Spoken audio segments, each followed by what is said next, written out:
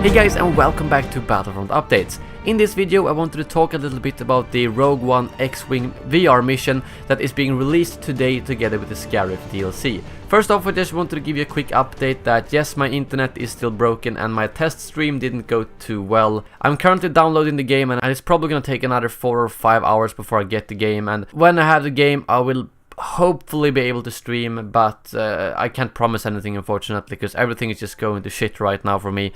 Nothing's working like it should, but yeah, I just wanted to give you guys an update, so if you're waiting for my stream, it might happen later tonight, otherwise it's gonna be when they fix my internet. But now over to the VR. I got the chance to play the VR mission over in LA, but unfortunately I wasn't allowed to record the actual mission, which is a shame, but I do know that IGN for some reason were allowed to record it, so if you're looking for the full mission to actually look at, you can find the VR mission on IGN's channel and put that in the background while you listen to my thoughts about it. I gotta say that it was really good. As you know, I played it back in Gamescom and it was a huge difference now. Now it actually felt like a real mission and it wasn't just some snippets you tried out. Basically, they even got a little bit of story into the mission and they really evolved on the gameplay mechanics currently in Battlefront, like actually having parts of the Star Destroyer you could shoot at and stuff like that. And the actual VR experience was really good. I mean, first of all, I played for 20 minutes. The mission took around, yeah, I think 20 minutes. And I didn't get sick at all, which is something I know a lot of people get from VR. But they have really worked a lot to prevent that, which is very good. And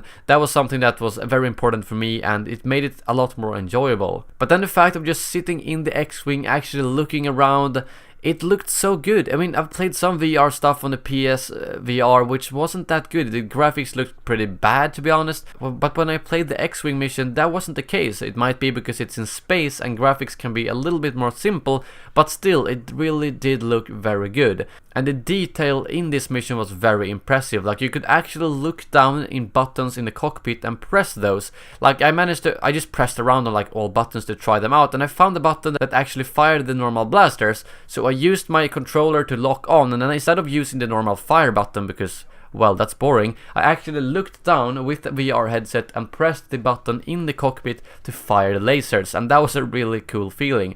At the same time, you could also press a button that activates the targeting system and all that kind of stuff. You could also do it to get speed boost, so basically I think that everything you can do with the controller pretty much, you can also do with buttons in the cockpit. You can really act like a real pilot if you want to. I unfortunately don't have the PSVR myself, but I'm glad I got the chance to play the mission. I don't think it's worth it for me that paying like $400 or $500 just to play basically that mission again, because I already played it, but it would be fun. I might wait until it goes down in price and so on.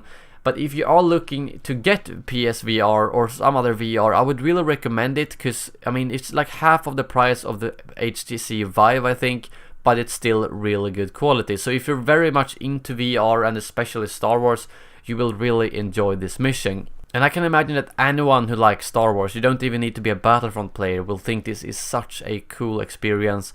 I mean, VR, have been a little bit skeptical towards it, to be honest, because the most of the stuff I've tried hasn't been that impressive. This was the first thing I played where I actually felt like, yeah, this is really, really cool. This is something that I was like really got the wow feeling from it, and I'm hoping that more stuff like this will come in the future, so that we don't just pay $500 for a headset and then we'll play one 20-minute mission and then we need to play something else, but it's gonna become something that you can actively use, because that's the biggest problem for me, that if I buy the PSVR headset, I know that I'm not gonna use it a lot, so I don't think it's worth it right now. But again, it all depends on how much you like VR. But I think that wraps up my thoughts. I really wanted to make a video while I wait for Scarif to download, and I wanted to share my experience with the VR mission while it's still fresh, simply. But yeah, thank you very much for watching, and as always, may the Force be with you.